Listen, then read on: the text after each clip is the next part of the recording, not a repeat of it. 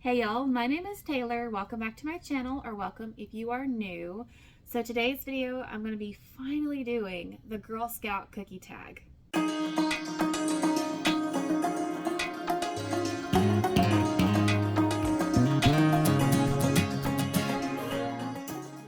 So I say finally because I've actually been tagged 4 times. That's entirely my bad because, yeah, I did not prioritize this one. I did some other videos first, and then lo and behold, more time passed, and yeah, so here we are. I'm gonna finally do it, but I really appreciate Kelly from Kelly Reads a Lot, Christine from Keen Cat, Morgan from Morgan's Endless Bookshelf, and Rachel from Rachel Reads for tagging me. Y'all don't ever not tag me. I will do it eventually, but I feel so bad. I'm sorry. I don't even know what to say. Time got away from me. So here we are. I will have all of their channels linked below and their Girl Scout cookie tag videos, so you can go watch them as well if you haven't already. But as far as my answers, so the first one is, I don't even know how to say this one, and I think other people had trouble saying it too, but Trefoils. I don't really even know what that one is. Going to Girl Scout cookies topic in general, though, I used to be an avid Girl Scout cookie person. Every February was like, February is my birthday month, and I was like, this is the best month. You know, I get my birthday and Girl Scout cookies, and anytime I'd see those little girls standing outside Walmart, my car would just, you know, magically end up at Walmart, you know, so it is what it is. I really loved the Samoas and the chocolate peanut butter ones and Thin Mints. It kind of depended on my mood. But it's so weird because this year, which is the first time I've had Girl Scout cookies since having my daughter, I don't know if they changed the formula or what, but they just tasted not good this year to me. I don't know. It's really weird. Has anybody had that experience if you've had a child, like something you used to really love now doesn't taste the same? I don't know, whatever. So back to number 1, Trefoils. So this one is a classic you love. So I love a few classics. I'm not really a classics girl at this point. I just don't gravitate to them terribly much, but there is one throughout the years that I have read several times, and that is Pride and Prejudice by Jane Austen. And I love this edition. I need to read it in this edition. It's so pretty. But yeah, I really love the story. There's something about... There it went. There it is, y'all. I haven't filmed in forever, and yeah. So, anyways, what was I saying? Elizabeth and Mr. Darcy are so iconic. They... I don't know, Mr. Darcy is more than meets the eye. I just eat that up. And there's family drama and sisters, and it's just, I love the 1995 miniseries. It's just chef's kiss. So, number 2, Lemon Ups, a book you find inspiring. So I thought about this one for a little while, and the best answer I could come up with is Pearl in the Sand by Tessa Afshar. I don't own it yet. I need to get it, my own copy. But this one is a Rahab retelling, and first of all, just in the Bible in general, like, you can tell, like, this woman had such faith, and then this story is a fictional account of what her life could have looked like, starting before the walls of Jericho, but then past it. And I don't know, it's just a really good picture of what faith could look like. A really strong Christian woman who is leaving everything she's ever known and leading her family in the new faith as well, being an encouragement to them. And then also she gets married to Salmon in this book, and it goes through their marital struggles, and I don't know, I kind of saw myself a lot in their early marriage. Like, I saw early married me in her as well. So that was really encouraging that, you know, nobody's marriage is perfect. You go through ups and downs, you go through challenges, And the key is to love the Lord first, and let him work through you in yourself and your marriage. So yeah, that's a really good faith story, and I highly recommend it. Number 3, S'mores, a comforting book. So I'm going to say Anne of Green Gables by Ellen Montgomery. I read this years ago. I recently reread it, and I've seen the film adaptation with Megan Follows several times. The story is super duper comforting. I don't know what it is. There's such charm and just such a spring feeling to it, like new life, vibrancy. Anna's hilarious. She just has a way of looking at the world and narrating her thoughts out loud. And I don't know, it's just so sweet. And I love Anne. She's just perfection as a character. And then number 4, Adventurefuls, an Adventurous book. So I have The Two Princesses of Bamar by Gail Carson Levine, or Levine. I still don't know how to say her name. This is one of my all-time favorites from childhood. I'm going to be rereading it soon, I think. I'm going to try to. But this is about 2 sisters. One of them is sick, and the other one, it goes on an adventure, a mission to find the cure. And she goes through a lot of different scrapes, and it's kind of like a fairy tale, but not like your well-known fairy tale. It's like mini fantasy, but think like fairy tale vibes, if that makes sense. It's super sweet. There's a love story in here too. You know, it's middle grade, so it reads really quick. If you haven't tried it, you should.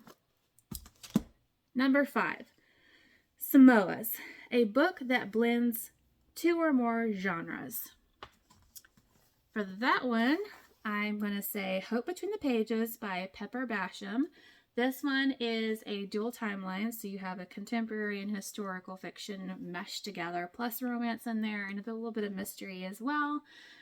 This one is about this young woman named Sadie. She works for Biltmore Estate as a library maiden, book maiden, and this modern timeline is about a young woman, Clara, who is trying to save her family's bookstore, and how the two are connected comes revealed as you read.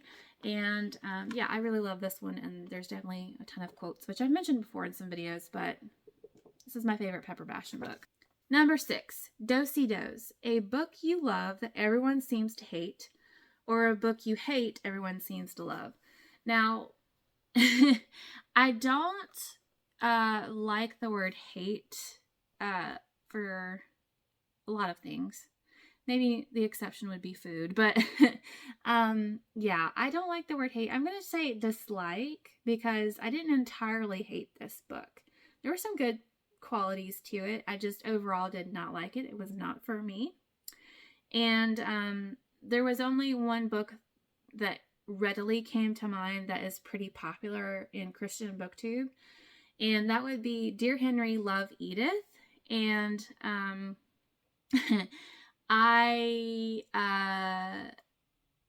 yeah, I did not like this one. Whenever I first heard about it, everybody kept raving about it and giving it 5 stars, and then whenever I read it, I felt very much in the minority.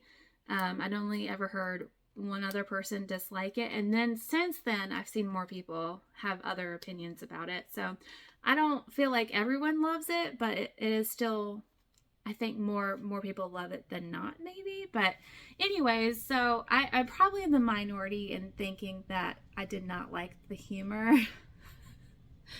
Everybody seems to say that it's hilarious, and I will admit that I read it shortly after having my daughter. So I was in the 4th trimester, and severely sleep deprived, and everything got on my nerves, and I was just stretched super thin emotionally. So that could be a part of it. It annoyed me.